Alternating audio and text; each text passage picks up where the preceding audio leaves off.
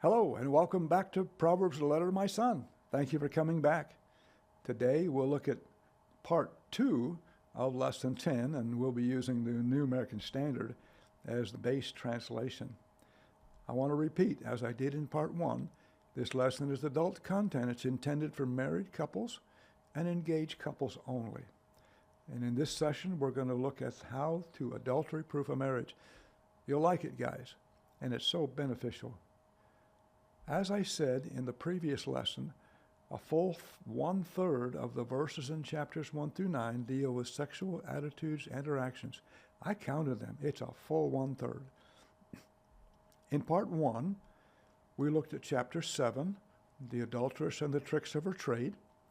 We looked at the last paragraph of chapter 6, how a jealous husband can inflict damage or death upon one who violates his wife. And then in chapter 9, the prostitute and her offer and her disastrous end. Now in part 2, we're going to look at parts of chapter 2 that show us how to gain the power to refrain from an adulterous relationship. And here's where I want to get to, how to adultery-proof a marriage. So let's get started. The power to resist joining an adulteress. We're going to look at the first of the chapter before we look at verses 13 to 18. In Proverbs chapter 2, as you remember when we looked at lesson 6, there is a passive search for wisdom. You're listening, looking, and logging away wisdom when you hear it or see it. There is the active search for wisdom. You're out there digging for wisdom, asking for advice, reading good books, doing your part. And then there's the continual search for wisdom. You keep it up for life. And then in verse 5, it says, let's look at the text there, then you will discern the fear of the Lord, and then you will discover the knowledge of God. So you will figure out the fear of the Lord first. You'll figure out what it is and make it your own. And then you will learn who God is, what he is, and how he works in the affairs of men.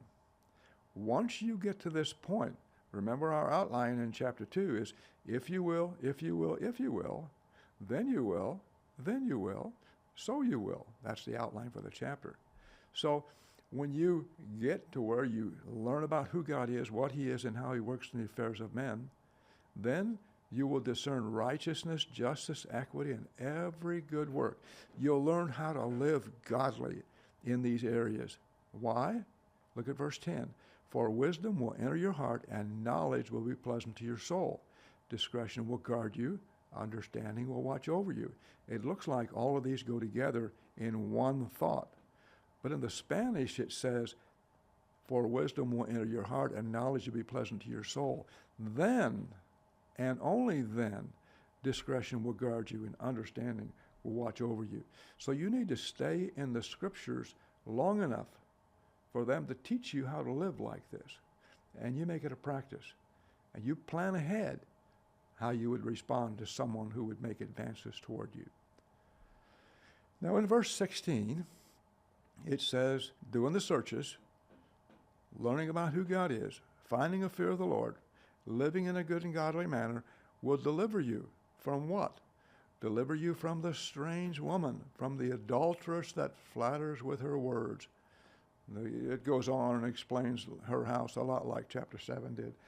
But if you will make these searches a matter of practice for life, and you live what you learn, and you set safeguards in place, they will deliver you from this kind of woman.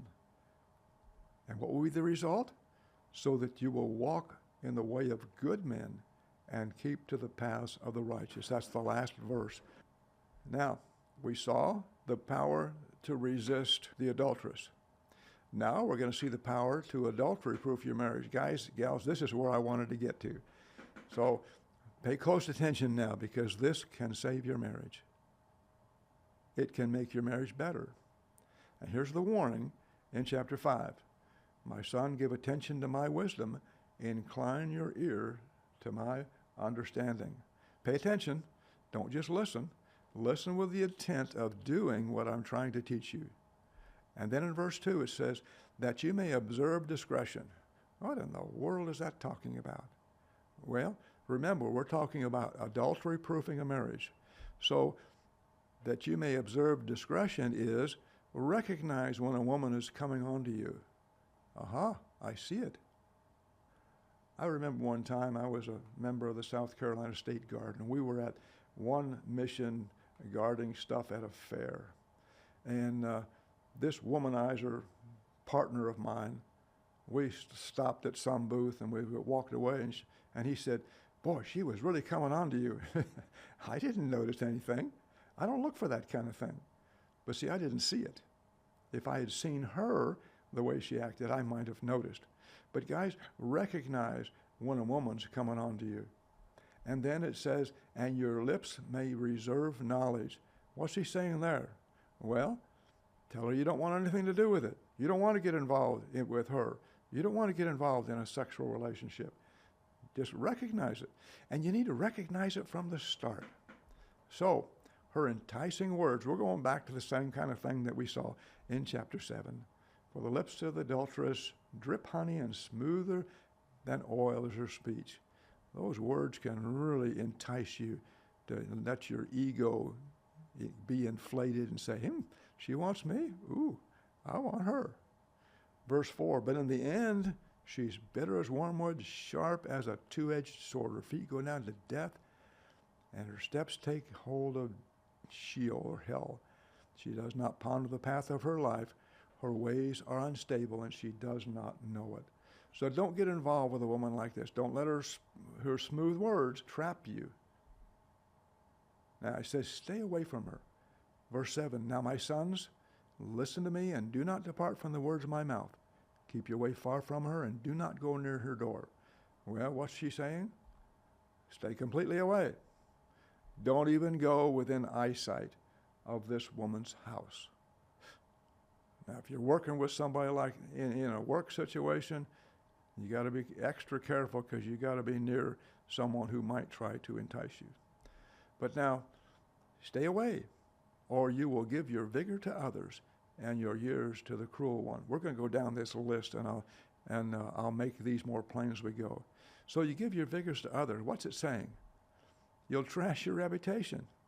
You'll be known as one who fell flat on your nose. Oh, you'll give your years to the cruel one. What's it saying? You'll serve Satan for years to come.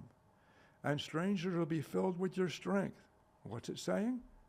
You'll pay lots of money to keep her quiet. It happens all the time. And your hard-earned goods will go to the house of an alien. Your hard work will only benefit strangers and not you. And you groan at the final end when your flesh and your body are consumed. That's it. You get some awful disease, and then you have to live with disastrous consequences. And then after all this happens, you say, how have I hated instruction? Why was I so stupid to hate instruction and spurn reproof? I didn't listen to people who tried to tell me. I was just so proud. I didn't want any part of it. So she says, now then, I hated, I spurned, did not listen, nor incline my ear. It was stupid not to pay attention. Now let's summarize these. Stay away from where she frequents, or you will give away what? Your honor, your wealth, your strength, and your health. And in the end, deep regret follows an adulterous relationship. I saw that in my father. He was a ruined man when he died. Now, we're finally getting to where I wanted to be. After all of this, we will learn how to adultery-proof your marriage. Guys, ladies, I'd like to share with you. My daughter was a nurse, and she's still a nurse. But when she worked with a group in Mount Pleasant in South Carolina, the nurses talked, and several of the nurses said, when it comes to sexual relations, I feel used by my husband. They're not getting satisfaction, not even close to it. And they're saying, I wish we had a better sexual relationship between my husband and me. And you know, I suspect that some of you ladies out there are feeling the same thing. I want to help you. Let's look at what this section has to offer both you and your husband. And guys, this has a lot to offer for you, and you'll see as we go. Let's look at verse 15 of chapter 5. It says, drink water out of your own cistern and fresh water from your own well. Now remember, Proverbs is a set of word pictures. He's teaching truths by word pictures. So what is a cistern? Well, it's lukewarm rainwater that is runoff from a roof somewhere. And it's stored in this container, and it's available to drink. It's warm, but it's wet. But then when you talk about a well now, a well is cool, clear water from an underground spring, and when you drink it, it's so refreshing. But now the cistern, he's picturing the sexual relationship between guys, between you and your wife. And there are times when they're just usual times. You enjoy it, but there's nothing special about it. But then there are times when the sexual relationship is really, really special. And you go into orbit. I don't want to be crude here, but I want to be blunt. And there are those special times. And he's saying, do that, enjoy those with your own wife. And it says, why should your springs be dispersed abroad, streams of water in the street? And here's another one that can be confusing. The springs now. What are your springs?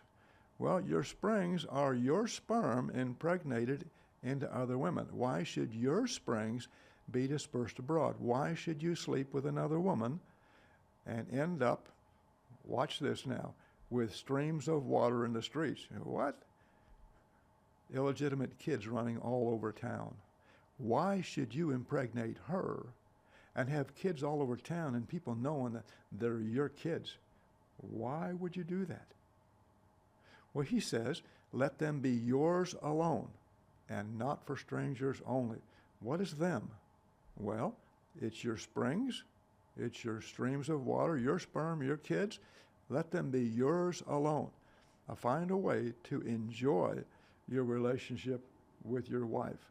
And he says, let your fountain be blessed and rejoice in the wife of your youth. So what's the fountain here? Remember, we're talking about word pictures. The fountain is your reproductive capability. Be blessed as you rejoice in the wife of your youth. Now, it's important over time, guys, to help your wife enjoy the sexual relationship. Have you ever stopped and had a serious one-on-one conversation and allowed your wife to tell her what's deep in her heart? How is she really seeing your sexual relationship? Is she satisfied? Does she want more? Is she totally unsatisfied? I remember my mother-in-law told my wife one time, she said, what's in it for a woman? Because apparently during the sexual relationship, he got in there, satisfied himself, and he's gone. And there was nothing in there for her. And guys, we need to help her enjoy the relationship. And I'll show you how. So, it says, rejoice in the wife of your youth. As a loving hind and a graceful doe, let her breast satisfy you at all times. Be exhilarated always with her love. This loving hind and graceful doe, that's like a doe in heat, a deer in heat. And this buck can't wait to mount her. And we, guys, need to view our wives as that attractive, that enticing, that exciting. And it says, let her breast satisfy you at all times. Men love to fondle, kiss and fondle a woman's breast. Your own wife is where it belongs. But guys, we need to make her, in our view, that exciting. Now you might be saying, you don't know my wife. So she doesn't really enjoy the sexual relationship at all. Well, that's on you, and I'll tell you why. We can enjoy a sexual relationship. Men can be satisfied in just a moment. Women need time, and we need to take the time to help them. There was a time when I wanted my wife to enjoy more. So I decided that I would I would not satisfy myself in sexual union. I wouldn't penetrate her. My goal was to help her understand that I'm interested in her. I want her to enjoy the relationship. And we had a decent relationship, but we wanted better. And over time, she realized, yes, he is interested just in me. She could relax. We find ways that things that she enjoys, caresses she enjoys. And in time, she wanted to satisfy my needs because I was satisfying her needs. And guys, if your wife is not interested in sexual relationships, try this. Deny yourself. Talk with her and say, I want you to enjoy this relationship, and I'm going to do my best to help you enjoy it. I'm not going to satisfy myself for a while. I want you to know that I am totally engrossed in helping you enjoy this sexual relationship. And in time, she'll come around. Talk. Be blunt. Be open. And allow her to talk to you and tell her what she really feels. And guys, in time, she'll come to enjoy that sexual relationship. And then when you do join in sexual intimacy, it's sweeter than it ever was. Guys, let her breasts satisfy you at all times. Be exhilarated with her love always. But it's your job to help her enjoy the relationship. So hopefully, after you do this for a while, and she starts coming around, she won't say, what's in it for the woman? Well, she can enjoy it. And you can enjoy watching her enjoy it. And that's sweet. That is sweet. I taught this class at our former church. And like I say, I'm blunt, but I'm not crude.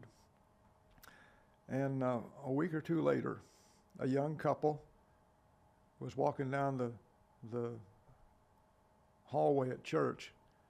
And as they came by, they both, with the biggest smile on their faces, says, we're practicing what you taught us. And I'm like, yes. And that marriage will last from that standpoint. Now, there are other things that can destroy a marriage. But if you help your wife enjoy the sexual relationship, she'll help you enjoy it. And then on both parts, there's no need to look anywhere else. Because you can say like I do when I'm out in the shopping area, whatever, and I see a pretty young lady, I say to myself, she's not mine. I have no right to her.